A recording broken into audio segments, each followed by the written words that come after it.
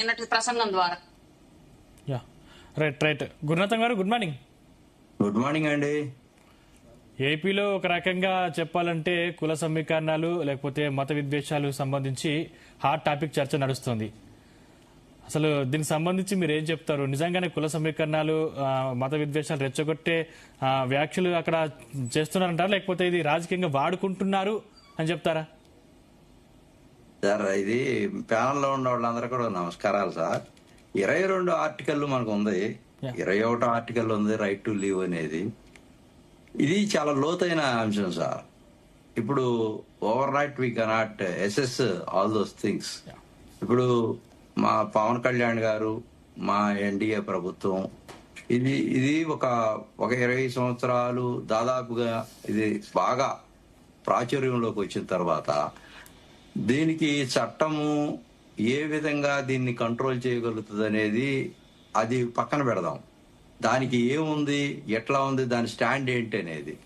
ఇప్పుడు నిన్న పవన్ కళ్యాణ్ గారు ఒక మంచి దాన్ని స్వాగతించాడు. నాకు చాలా సంతోషంగా ఉంది. Irrespective of caste and colour and creed and culture తప్పులేదు. నేను గవర్నమెంట్ లో ఒక వింగ్ ఏర్పాటు చేస్తాను, దాంట్లో మీరు అందరూ వచ్చి ఇవ్వండి, ఏదైతే ఉంటాయో మీ దగ్గర ఉన్నటువంటి ఆధారాలు ఇవ్వండి. సరే, నేను చెప్పేది ఏంటంటే పవన్ కళ్యాణ్ గారు చేసినటువంటిది ఒక మంచి అడుగు ముందుకేశారు. కానీ దీన్ని శాస్త్రీయంగా మనం చూస్తే ఇప్పుడు పేస్ట్ అండ్ కట్ అనేటువంటి దాంట్లో సోషల్ మీడియాలో వచ్చేయన్ని నిజాలు అనుకోవటం భ్రమ. అది మనం గ్రహించాల్సినటువంటి అంశం ఒకటి ఉంది.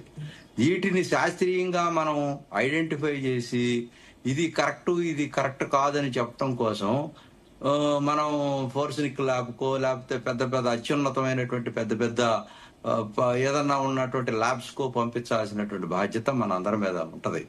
ఎందుకంటే ఇప్పుడు ఒక సాక్ష్యాన్నో లేకపోతే ఒక ఫోటోనో చూపించేసి జడ్జి గారు రాత్రి ఏదో ఒక నిర్ణయం తీసుకొని వాళ్ళకి శిక్ష ఇవ్వలేరు కదా మనకు ఉన్నటువంటి చట్టాల ప్రకారం.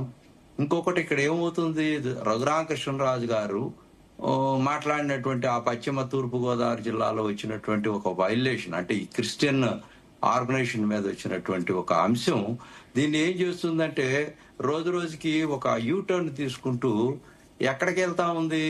ఇది పవన్ కళ్యాణ్ మీద, కులాల మీద, అనుచిత వ్యాఖ్యల మీద, 2 కులాల మధ్య లేకపోతే 3 కులాల మధ్య, మతాల మధ్య ఒక ఘర్షణగా ఒక రావటం వల్ల కొంతమంది ఇటు క్రిస్టియన్స్, ఇటేమో హిందువులు, ఇటు ఈ మతమాధ్యం ఏం చేస్తుందంటే వ్యక్తిగతంగా ఆపాదించేటువంటి పరిస్థితికి వచ్చేసి ఇద్దరి మధ్య జరిగినటువంటి మాటల యుద్ధం ఇక్కడ వ్యక్తిగతంగా వచ్చేటువంటి పరిస్థితికి వచ్చింది.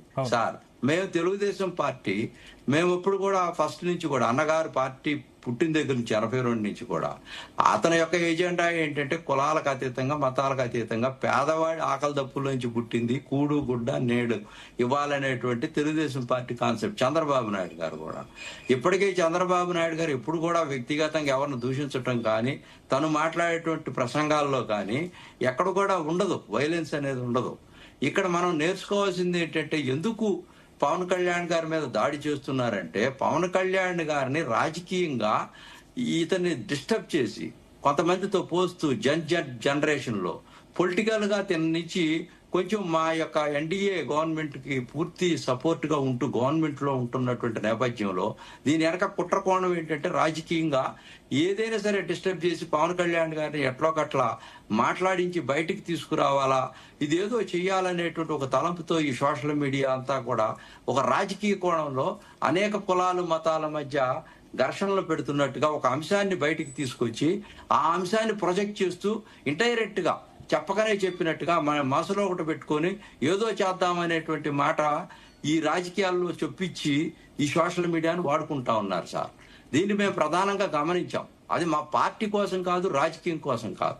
నిన్న పవన్ కళ్యాణ్ గారు ఒక మాట అన్నారు, కాపులు అనేటువంటి అంశం చాలా మంది టోల్ చేస్తూ ఉన్నారు. కాపుల్ని ఒక దుర్మార్గులుగా చూపించటం, కాపుల్ని ఏదో వీళ్ళు తగాదలకు వెళ్తారు, కాపులనే వాళ్ళు మర్డర్లు చేస్తారు, కాపులనే వాళ్ళు రౌడీలుగా చేస్తున్నారు, ఒక వ్యవస్థలో ఆ నిర్మాణం చేసి వాళ్ళని ఎప్పుడు కూడా రాజ్యాధికారం వైపు తీసుకెళ్ళనీయకుండా చేయడం కోసం చేసేటువంటి ప్రయత్నంలో ఈ respect of caste and colour and creed and culture లేకుండా అందరం సమిష్టిగా రాజ్యాధికారం వైపు వెళ్లాల్సినటువంటి బాధ్యత ఉందనేటువంటి మాట చెప్పటం స్వాగతించాల్సినటువంటి అంశం.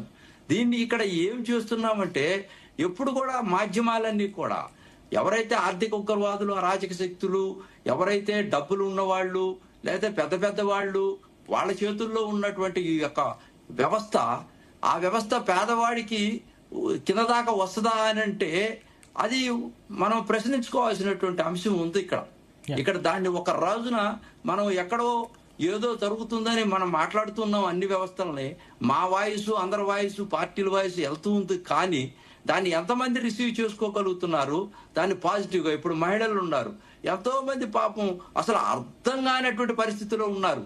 అసలు ఎక్కడికి వెళ్ళాలా, ఎట్లా మనం చేయాలా, ఎన్ని మార్ఫింగ్లు చేస్తున్నారు. ఇప్పుడు అంతా యువత, మహిళలంతా కూడా చాలా దారుణమైనటువంటి బ్లాక్ మెయిలింగ్ లో ఈ సోషల్ మీడియాలో పడిపోయి వాళ్ళ characters, credibility, commitment, concerns, transparency, organizing capacity మొత్తం కోల్పోతా ఉన్నారు. ఈ వ్యవస్థ యువత మొత్తం కూడా నిర్వీర్యం అయిపోతా ఉంది. ఈ యొక్క సోషల్ మీడియాలో పడిపోయి ఇంట్లో కుటుంబ వ్యవస్థ కూడా దెబ్బతిని పరిస్థితి వచ్చేసింది. ఇప్పుడు పిల్లల మధ్య, తల్లిదండ్రుల మధ్య వైరం వచ్చేస్తా ఉంది. ఈ సోషల్ మీడియాలో వద్దనంటే చదువులు కూడా ఇబ్బంది పడేటువంటి పరిస్థితి వస్తా ఉంది. కొన్నాళ్ళ తర్వాత ఈ ఉమ్మడి కుటుంబాలు అన్ని విచ్ఛిన్నం అయిపోయి, ఈ వ్యవస్థ అంతా కూడా విచ్ఛిన్నం అయిపోయి ఎవరి కాళ్ళు గీతలు గీసుకొని రాక్షసత్వంగా, అమానుషంగా అంటే సోషల్ మీడియా కట్టడికి చర్యలు తీసుకోవాలని అంటున్నారా గురునాథం గారు? సోషల్ మీడియా కట్టడికి చర్యలు తీసుకోవాలంటున్నారా? తప్పకుండా సార్. దీంట్లో ఇప్పుడు మేము పవన్ కళ్యాణ్ గారు చెప్పిన దాంట్లో శాస్త్రీయంగా రేపు ఒక కమిటీని అధ్యయనం చేసి దీని మీద వీరు చెప్పినటువంటి మాటలను మేము పరిగణలో తీసుకుని గవర్నమెంట్ లో దీన్ని అంటే చెప్పారు. అన్ని అంశాలు చెప్పినటువంటి మీరు అందరికి కూడా తెలుసు. కానీ వాటన్నిటిని కూడా శాస్త్రీయంగా చేయాలంటే దానికి ఒక కమిటీ వేయాలా. కానీ అదే సోషల్ మీడియా టీడీపీకి ఎక్కువ అనుకూలంగా ఉందని విమర్శలు కూడా ఉన్నాయి కదా సార్. టీడీపీకి ఉన్నాయా అంటే ఇక్కడ ఒక్కటి ఉంది సార్, మెజారిటీ నిర్ణయం జనం. ఇప్పుడు మాకు మన గవర్నమెంట్ మెజారిటీ నిర్ణయం జనం ఓట్లు వేశారు. ఈ democracy, the beauty of the డెమోక్రసీలో ఇప్పుడు మెజారిటీ జనం మా వైపే ఉంటారు. ఎందుకంటే మేము సంతృప్తికర స్థాయిలో పార్టీ నడిపిస్తా ఉన్నాం. అందువల్ల డెఫినెట్ గా అట్లా ఉంటది. అది అభియోగం కాదు, అది నిజం. కానీ మేము దాన్ని ప్రామాణికంగా తీసుకొని బుల్డోజ్ చేద్దాము, కలపడదాము, నిలబడదాము, కొన్ని వర్గాలను ఇబ్బంది పెడదాము అని మేము అనుకోవట్లేదు. ఎందుకనంటే కొంతమంది ఈ యొక్క హల్చల్ చేసి రాజకీయాల్లో లబ్ధి పొందుదాం ఓవర్ నైట్. మనం చంద్రబాబును విమర్శిస్తే, లేకపోతే జగన్ను విమర్శిస్తేనో, లేకపోతే పవన్ కళ్యాణ్ విమర్శిస్తేనో మన పెద్ద నాయకులు అయిపోతాం అనుకుంటా ఉన్నారు, శాస్త్రీయంగా లేకుండా.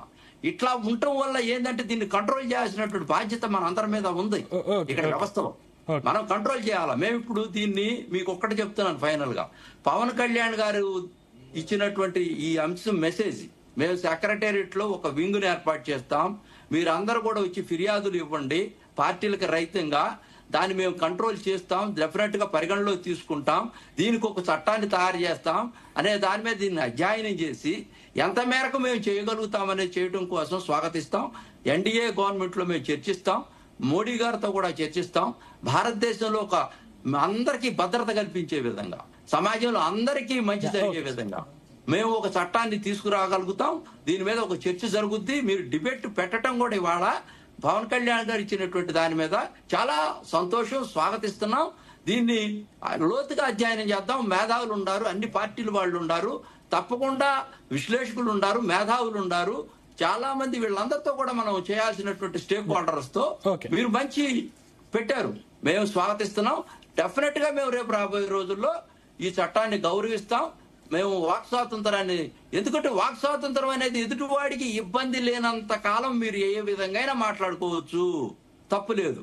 మేము భావ స్వాచ్ఛని మేము ఆపం.